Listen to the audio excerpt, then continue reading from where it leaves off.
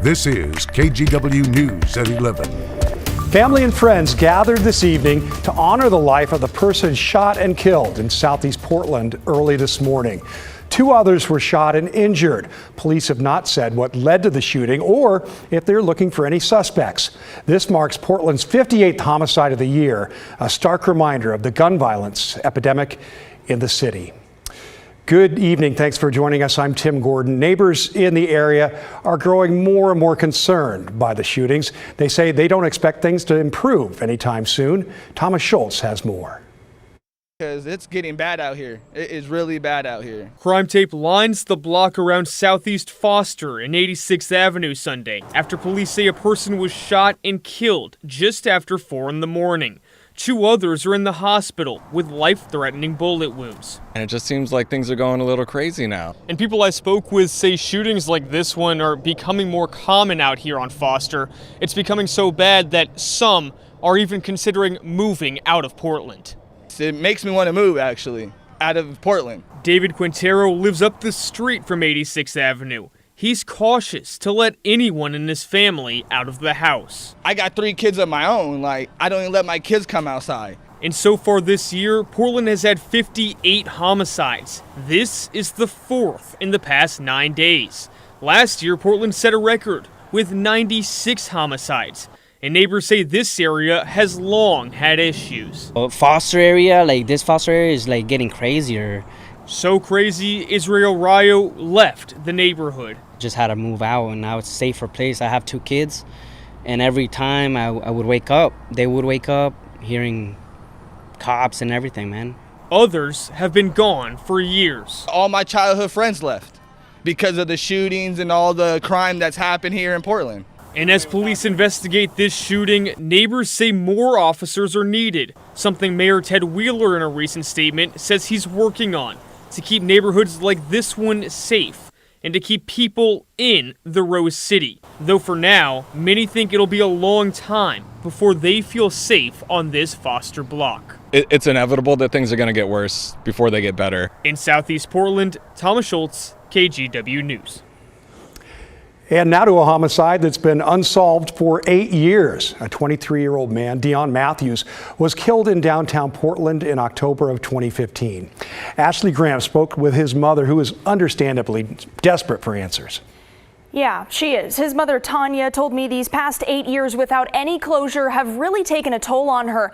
Now she's praying someone will do the right thing and share what they know about her son's death. 8 years ago, emergency lights flashed outside Dante's nightclub in downtown Portland. Police tape lined the area where a man had been shot and killed. And they was like, I heard that somebody killed him. And I'm like, no, not my son. I was like, no, so I still didn't believe it. Today, evidence of that crime is gone.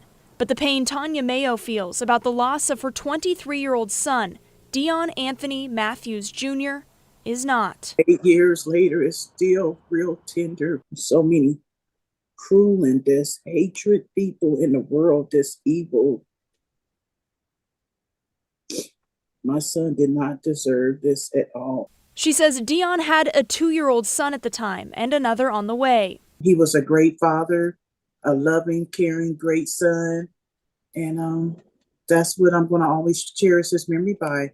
But Tanya's grief runs deep, even 8 years later, because police have never been able to find Deon's killer.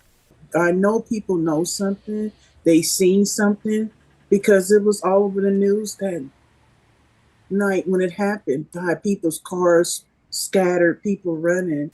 She's asking anyone who might know anything about the night Deon was killed to speak up. Do the right thing.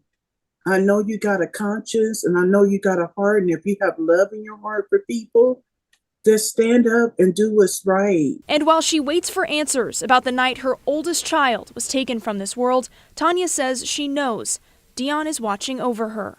He's always letting me know that I'm still close and dear to you, Mom. I haven't left you. Now, if you know something, there is a Portland police detective assigned to this case, but you can also stay anonymous by sharing a tip with Crime Stoppers. You can find that information at kgw.com. Ashley, thanks so much. Well, it was a dangerous weekend on the roads with 3 serious incidents, and at least one of them was fatal. The first happened early this morning around 1:45 on I-5 near Salmon Creek in Clark County. Police say someone was traveling the wrong way, driving southbound in the northbound lanes. That driver hit another vehicle head on. Both drivers died at the scene. Names of the dead have not been released, but one was a 63-year-old man from Portland. The other was a 37-year-old man from Woodland, Washington. Another early morning incident, a person was hit by a train in northeast Portland. It happened on 149th Avenue in Sandy just before 2 a.m. There are still very few details, but Portland police say they found a person with life-threatening injuries, and that person was taken to the hospital. And police say a person is seriously hurt after getting hit by a car in Northeast. This happened just after 9:30 Saturday night at the intersection of Northeast Killingsworth and Cully Boulevard. The person was taken to the hospital with life-threatening injuries. The driver stayed at the scene and is cooperating with investigators. We are following the latest on the Kaiser pharmacy worker strike. The next bargaining session is scheduled for tomorrow after bargaining teams failed to reach an agreement this past week. Well, right now the union is on a 21-day strike that began October 1st. They're asking for more pay, more staff, and better benefits. Well, it was a cool and cloudy weekend with a few light showers at times. But for mid-October, it really wasn't all that bad at all. Let's check in with KGW meteorologist Joe Ranieri with a look at the coming week. Joe? Hey, good evening to you, Tim. Yeah, we're going to be looking at some strong showers moving in just in time you get ready to head back to work and during your Monday morning commute. All is quiet right now on the radar, but that is going to be changing here in just the next few hours. This next front's going to be bringing in some heavy downpours, maybe some thunderstorms and some hail and some windy conditions as well. So here's a look at the timeline. So right around, I'd say, sunrise throughout the west side of the state, at least the coast and kind of the parts of the foothills of the coast range there, you will be looking at some showers. They will be pretty heavy at times, and basically the wettest part of your day tomorrow is going to be between 6 and about 10:30 in the morning. You can see up and down the I-5 corridor, we're seeing some wet conditions, and going into the afternoon, we'll start to see some of those showers get kind of intense at times, and that's when we could be seeing those thunderstorms start to move through. And then by the later part of the afternoon and evening, we'll start to dry out, and there will be another weak system that moves in late tomorrow night into Tuesday morning. But all in all, we're going to be looking at some drier conditions basically from Tuesday and beyond, and we'll gradually see our temperatures warm up a little bit as well. So a rainy and cool start to your Monday morning. Again, heavy downpours and thunderstorms possible at times, but I'm expecting to see anywhere from 1/4 of an inch to maybe 1/2 of an inch of rain. That high end would be if we start to see those thunderstorms roll in by the later part of the afternoon. I'll talk more about that in just a few minutes. Sounds like a soggy morning commute for a Monday. Thanks, Joe. Well, today, Max riders got a sneak peek of the newest train model in the works. Tram introduced the 6th generation Max train at the Park Avenue station in Milwaukee. Hundreds of people were there to check it out. The new trains are currently in the testing phase, and they have all the latest modern equipment and technology. These trains allow us to do predictive maintenance along the way, so we can track all the different components of the train itself, from the ramps to the doors to all of the inner components, to know how the trains are working and whether there are any issues that we need to fix or bring them in for maintenance. Bright blue, these new trains could be in service by the end of this year.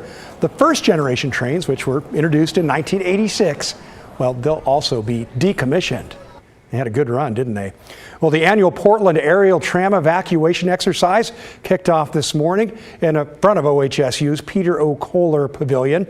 Every year since 2007, members of the Portland Fire and Rescue Technical Rescue Team run through their drills, exercises there to prepare for an unexpected emergency on the tram.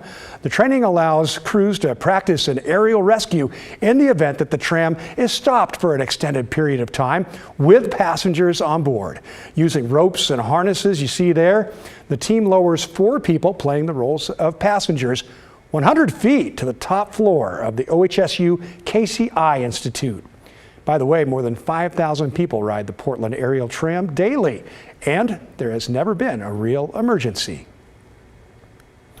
We'll take a look at some of the fall colors that are starting to pop up around Washington. That's beautiful there. This is new video out of Leavenworth. You can see all the reds and the yellows, oranges there, just beautiful. And KGW viewer Beth sent this photo of Mount Adams at dawn. Still pretty green up there. Very beautiful spot, no doubt. And closer to home here in Oregon, Sun River in Deschutes County. Scott caught this photo of the trees along the river there. The Deschutes River is starting to turn yellow. That's beautiful for sure. And if you want to share your fall photos with us, that's super easy to do on the KGW mobile app. Click the Near Me option at the bottom right-hand corner of that app. Select the photos you want to upload, and guess what? They could make it on the